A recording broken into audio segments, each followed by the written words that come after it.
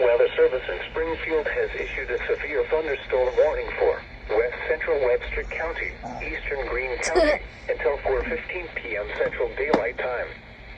At 3:08 p.m. Central Daylight Time, a severe thunderstorm was located I'm gonna turn this up a over little. Springfield, moving northeast at 25 miles per hour. Expected hazards include 60 miles per hour wind gusts and quarter-size hail. This is a radar-indicated threat.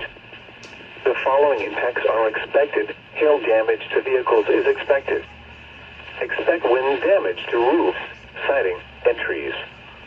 Locations impacted include Eastern Springfield, Stratford, Fair Grove, Battsville, Turners, Galloway, Northview. This includes Interstate 44 between mile markers 81 and 98. On the lowest floor of a building. Large hail and damaging winds and continuous cloud-to-ground lightning is occurring with this storm. Move indoors immediately. Lightning is one of nature's leading killers.